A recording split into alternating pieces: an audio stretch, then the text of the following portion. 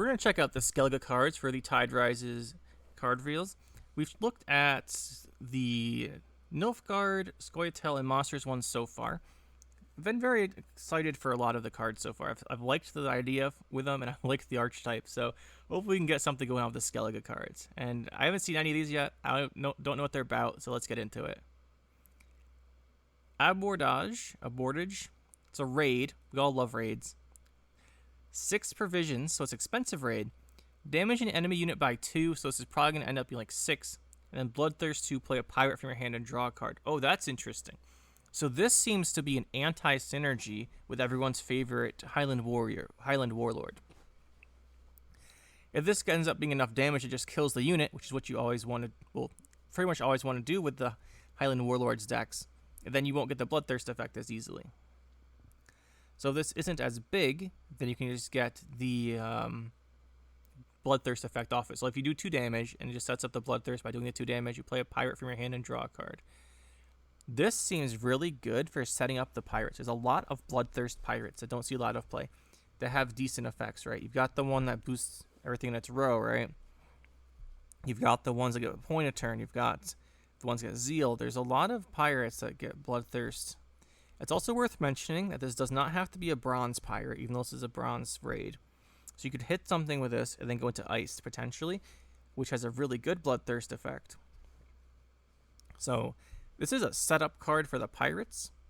It's also really good with the pirates because it just damages things. That gives you the armor from the passive effect of your leader. If you're playing Onslaught, that is. This is interesting. I don't think you'll play this. Well, you might play. You can play this in raids. You can get the Bloodthirst set up and then just play whatever you want from your hand, but I don't think it'll be as good there. Because the damage is, you don't need the damage. You have other cards for damage in Bloodthirst. Or not Bloodthirst, in raid. Highland Warlord raids. Like Clash of War of Clans does the 2 damage. And then you bring back something, and the bringing back is usually better in that deck than playing a pirate from your hand would be. Although you could. This seems very interesting in just the regular old pirate Onslaught deck, though, because usually there's a bunch of pirates that don't have enough Bloodthirst, and this should help you set them up. So this is an interesting card. I'm definitely curious to see if the other cards have Bloodthirst. I'm guessing they will, and pirates are an archetype I quite like. It's also nice to see Ceres in other card art. And then we have Funeral Boat, 4 provisions, 4 power. Machine Ship, another ship. Whenever a card enters either graveyard, damage a random enemy unit by 1. Oh, that's interesting. So Highland Warlord raids would love this, if they're not killing everything anyway. And it's any card, so a special-based deck. Whenever you play a special, this just does a damage. It's not a unit. I thought this would be a unit, but it's anytime a card enters the graveyard. This is extremely good for the no-unit raid deck, then. Because every time you play a raid, this does damage.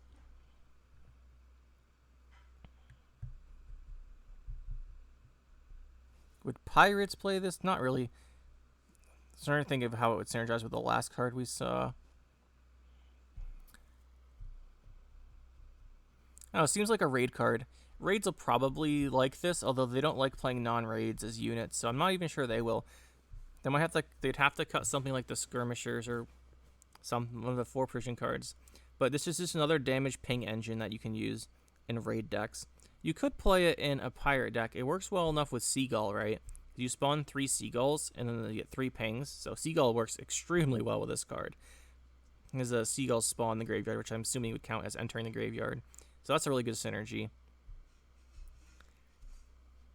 And whenever you play a special, and it's either graveyard, this just has really good potential in a lot of situations. If you have playing control cards, whenever you kill an opponent's unit with a special, you're doing a damage from playing your special, and then you're doing a damage for the opponent's card entering the graveyard.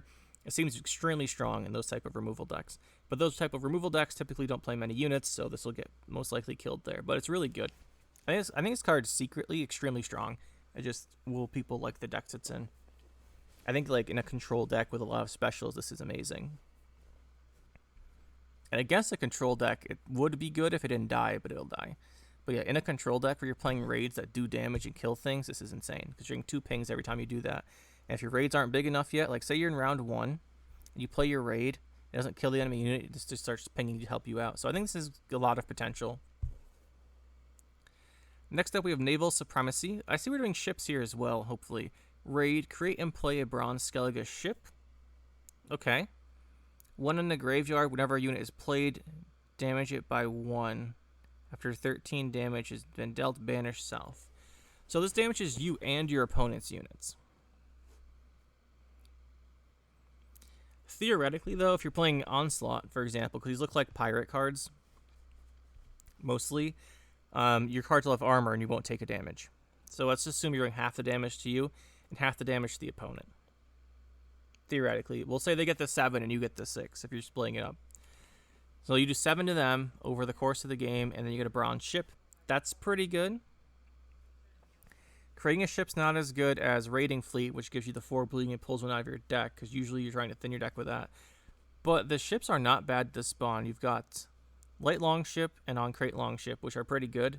You can get funeral boat, the new one, and then there's the armorers, the one that gives armor, the mixed faction one. So I think there's some potential here. It's also worth noting if you just open with this in a raid deck, you're not really playing any units, so the opponent's taking like 10 damage, you're taking 3, which makes it quite good. It's also really good for getting set up. It's really good for putting armor on the cards in your hand. If your opponent plays a unit, it takes a damage, it gives armor everything in your hand. If you're playing Onslaught, and then you don't take any ping damage. So this card's pretty interesting. It's obviously really bad if you get it in a round 3, though. Like a short round 3, you play this, get a random bronze ship, and then it doesn't ping anything. Like 2 damage. So definitely an earlier round card. But I'm curious about this one. I like this idea here. It's really good for the pirates. It makes the pirates synergize more with ships, which I always kind of wanted. They only really play the 2 ships right now. So very interested to try this one out. And also the pirate decks only play raids. It kind of feels weird, but they don't really because they don't fit. But this helps them fit. Next up we have Justinia on crate, human pirate veteran. So we're playing King Brand. You can add a point here, and in round 3 you can add 3 more. So round 3 is a 10 for 10. Starts off as a 6 for 10 though. And then if you're not playing King Brand, it's 9 for 10 round 3. Or 8 for 10. It gets +1 in round 2 and 3. Then 9 with King Brand, misspoke there. But yeah, this seems quite decent value right off the bat. And then we have what? Damage self by own base power. And split as much damage randomly between all enemies. Okay, this is a cool card. I like this. So you know how this is like an opposite in some ways to Terror of the Seas. Terror of the Seas, you just build up the armor on it and then use the armor in one unit. On this one, you build up the armor on it, hit him for his base power, and spread all the damage out. So say round 3, this guy's a 9 because you're playing King Bran. And then he has 9 armor. He does 9 damage to his own armor. And then all of a sudden, you spread 9 damage by all the enemy units. Seems very cool. Very good for setting up Bloodthirst. Assuming the pings don't RNG you to death and just all target the damaged units and kill them off. But also really good for setting that up. Like, if this guy you go to round 3, this guy's like 8 or 9 power, playing King Bran or not. The opponent plays a couple cards, you play this, and it just spreads all that damage out. It's a pretty good Bloodthirst setup. And just on the face of it, if this guy's doing, let's say he's 8, we'll just go with 8. Let's assume you're not playing King Bran. You're playing this guy round 3 with 8 value. On his base power, he does 8 damage. That's 16 for 10. That's pretty good. It also lets you do 8 damage to their first cards they play. So if they're playing, just like play some big engine card, you can remove it. Or if they play say this just for hypotheticals. So they just play an Adara in round 3. You can just play this and kill it because it'll damage itself by its base power. It's also worth knowing you can always play this earlier too without the armor on it. It'll still do the damage. It'll be very inefficient. But you can play this just like round 1 to deal 6 random damage. And then get a 1-point guy. Not very efficient, but you could if you needed to. But yeah, the armor on this is going to be pretty key. Overall, though, this card's very cool. I'm not sure how relevant the Bloodthirst setup will be. Be a setup versus a payoff card. But either way, it seems very interesting. And it's by its own base power. So if they just shillered you for some reason, you would still be able to do the damage. And then you increase the base power of the veteran. Huh. This is an interesting one. I like it. Next we go to Yalmar Seawolf. So we got Yalmar, the damage one, to like banish a graveyard card, which doesn't see much play. Then we got Yalmar Seawolf now. Human Warrior Pirate, deploy melee, clash with an enemy. 10 power clash. That's pretty good. It's actually really good. We just want to get armor on him. Whenever you play a raid, remove all armor from self and adjacent pirates and ships. Then boost them and self by the amounts removed.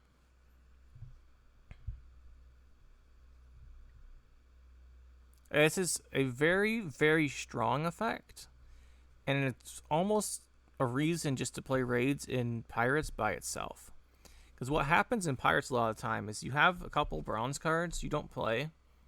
Or a couple cards you don't play, right? You've got your Terror of the Seas you want to hold on to, but sometimes you just have a couple of your units you don't play. Like you might have a longship you didn't play during round 1, and then you might have a pirate like a Corsair you didn't play round 1 because you didn't have this like a good setup for the Corsair, and you end up with them in your hand until round 3, and all of a sudden they've got 10 armor or 15 armor on them, and it doesn't matter.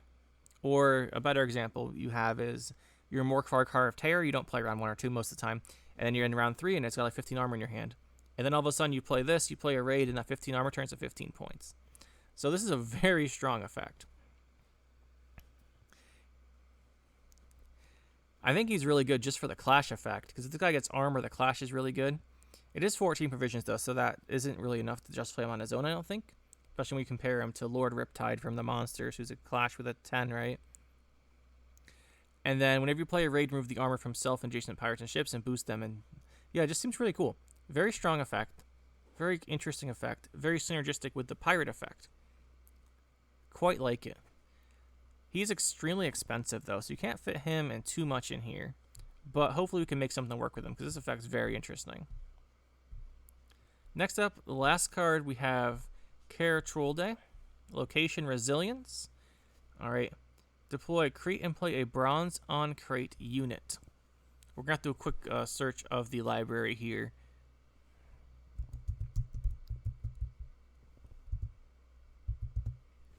Alright, we got the on crates, color bronze. What are we working with here? Great Sword, Raiders, Longship, Marauder, Warrior, Warcrier, Blacksmith, and Armorsmith. Interesting. So, getting one of those guys, they're pretty decent, right? Great Sword gets some good synergies with these guys. Although you usually don't put them in the deck, so he's a nice card to spawn. This is a decent one. These are all good. Like, these are all pretty good to get. Except for Blacksmith and Armorsmith. Blacksmith's okay, but you're going to be playing a lot of ships, so you don't have that much.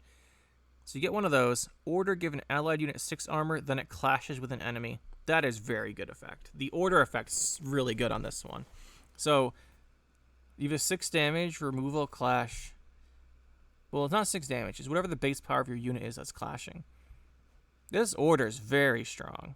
This is a really good location. This is one of the better locations, actually. 9 provisions. It gives you damage on demand, basically, because you just play a unit and then use this. Yeah, this seems really good. Very strong location.